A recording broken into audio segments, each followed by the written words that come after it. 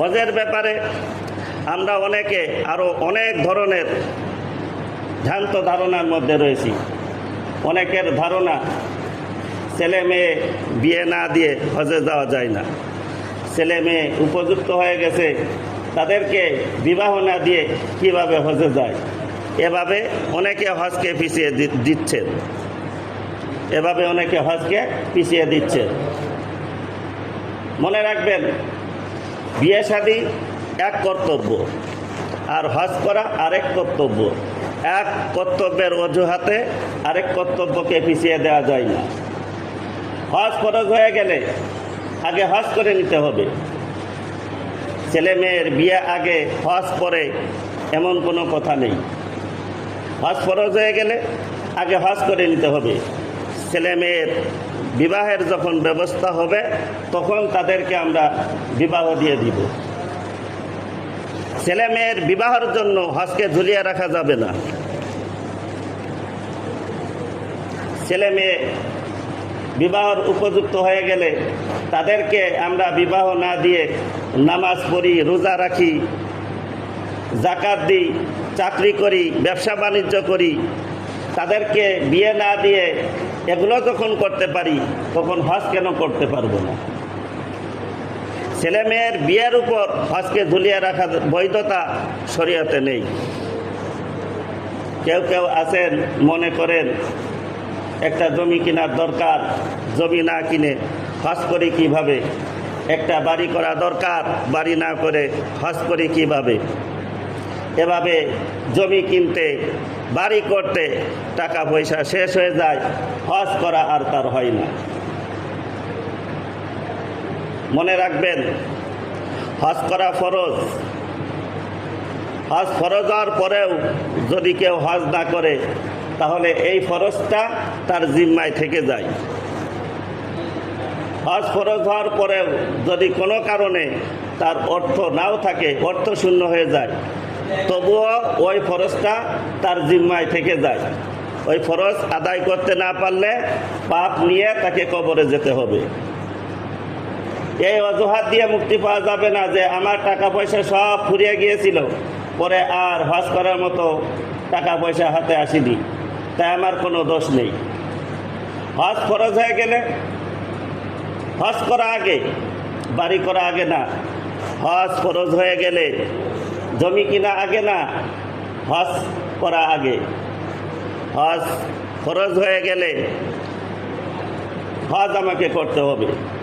জমি কিনা হোক বা না হোক, ঘর করা হোক বা না হোক, বাড়ি করা হোক বা না হোক, হজ ফরজ হয়ে গেলে হজ করতেই হবে। জমি না কিনতে পারলে, বাড়ি না করতে পারলে, ঘর না করতে পারলে আল্লাহর কাছে আমাকে জবাবদিহি করতে হবে না। কিন্তু হজ না করে যদি আমি মারা যাই তাহলে আমাকে আল্লাহর কাছে জবাবদিহি করতে হবে।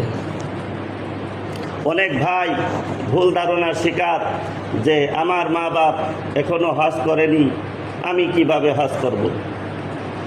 এই ভুল ধারণার শিকার হয়ে তারা হজ করছেন না, হজে যাচ্ছেন না। মনে করুন, মা বাপ যদি মালদার না হয়, তাদের উপর যদি যাকাত ফরজ না হয়, অথবা যাকাত ফরজ হওয়ার সত্ত্বেও তারা যাকাত না দেয়, তাহলে কি আমার উপর যাকাত ফরজ হওয়ার পরও আমি যাকাত দিব না? আমার মাল আছে, আমার উপর যাকাত ফরজ। আমার মা বাপের কাছে মাল নেই, এ কারণে তার উপর যাকাত ফরজ নয়। আমার কাছে মাল থাকলে আমার উপর হজ ফরজ হবে। আমার মা বাপের কাছে মাল না থাকলে তাদের উপর হজ ফরজ হবে না। অতএব মা বাপ হজ করেনি বলে আমিও হজ করব না, এটা হলো বোকামির যুক্তি। একজনের ইবাদতকে আরেকজনের ইবাদতের সাথে ঝুলিয়ে রাখা যাবে না। অমকে না করলে আমিও করব না, অমকে নামাজ পড়ে না বলে কি আমিও নামাজ পড়ব না। হজ আমাকে আদায় করতে হবে। এই সমস্ত ভুল ধারণার শিকার হয়ে যদি আমরা হজ না করি তাহলে মুক্তি পাওয়া যাবে না। অনেকের এরকম অসা হয় যে হজ করতে গেলে এতগুলো টাকা ব্যয় হয়ে যাবে, এটা দিয়ে কিছুদিন ব্যবসা বাণিজ্য করি, তারপর লাভ হবে, সেই লাভের টাকা দিয়ে হজ করে আসব। দেখা গেল টাকার মায়া তিনি হজকে পিছিয়ে দিচ্ছেন। অনেকে তো টাকা কমে যাওয়ার মায় কোনোদিনও হজ করতে পারছেন না।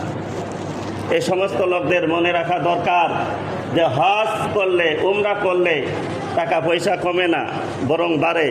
হজ করলে, উমরা করলে অভাব দেখা দেয় না, বরং এর বরকতে অভাব দূর হয়। এক হাদিসে আল্লাহর নবী বলেছেন, তাবিউ বাইনাল হাজ্জি ওয়াল উমরাতি ফাইন্নাহুমা ইয়ানফিয়ানাল ফাকরা ওয়াদ দুনুবা। তোমরা লাগাতার হজ এবং উমরা করতে থাকো, একের পর এক হজ উমরা করতে থাকো। এটা তোমাদের গুনাহকে মোচন করবে এবং অভাবকেও মোচন করবে। সুবহানাল্লাহ।